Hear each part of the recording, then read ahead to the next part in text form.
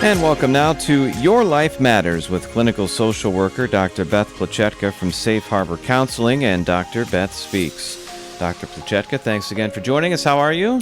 I'm fine, thank you. It's a pleasure to be here. Yes, so today we're going to be talking about different strategies to change the way we think. So what are we talking about here?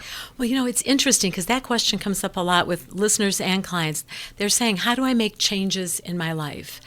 Sometimes it's just straight out, that's the question. And other times we're talking about a tough area of life, and it kind of evolves into, okay, so how do I make those changes?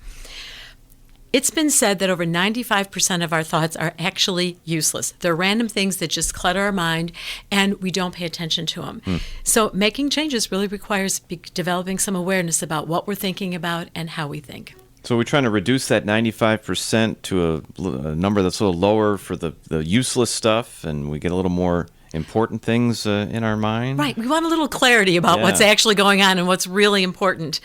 And there's some strategies that I'm sure many people have heard about. Right now, mindfulness is a very popular term. People also use it called meditation and prayer. Often people use those three terms, mindfulness, meditation, and prayer, interchangeably. But actually, they're very different and can be used in very different ways. Okay. So mindfulness is actually paying attention to what you're doing. Now, I don't know about you, but sometimes when I drive someplace, I don't end up where I'm going because I go on my automatic route. I start thinking about my grocery list, Sure. if it's a clear road.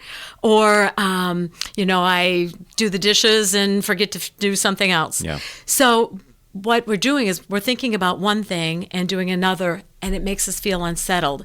Now, here's the thing. Our body records the sensations, but our brains don't file them. So we get all messed up, and then we start thinking that our body is upset, and our mind comes up with a reason for it. May or may not be accurate. So mindfulness just means, what am I doing right now, and what's going on, and not thinking about other things. Meditation, on the other hand, is calming of the body and quiet reflection where you focus on a single concept without searching for a specific outcome. So, for example, if you're thinking about a new project that you want to have, you might start out thinking, well, I want to do this, this, and this, but it kind of inhibits your creativity because you've put limits on it. You think of the word or the concept, and then as new ideas come in, if they're related, they're going to attach to that thought.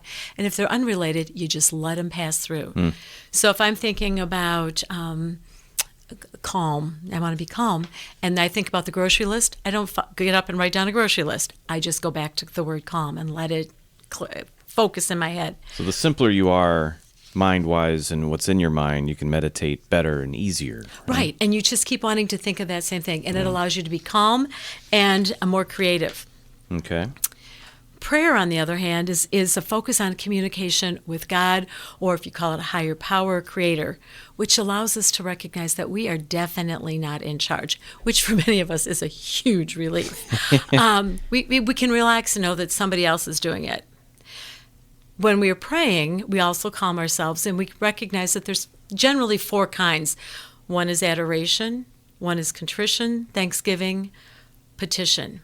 We're saying, okay, God, you're cooler than me when we adore. We're saying in contrition, hey, we're not all that. Sorry about that. Thanksgiving says that something good happened. I didn't know it was coming. And petition is we're just asking for what we need. All of them are calming and creative approaches to changing the way we think. It does take some time to develop these skills.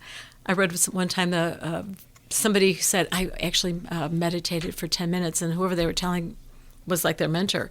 They said, oh my gosh, I can only do 5. The mentor could do less because it's so easy to get distracted.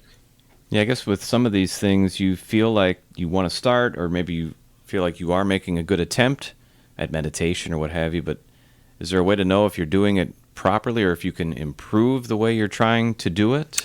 I think the first thing really that we want to do is set a short timer. Find a time when you're not going to be distracted. Get yourself in a quiet place.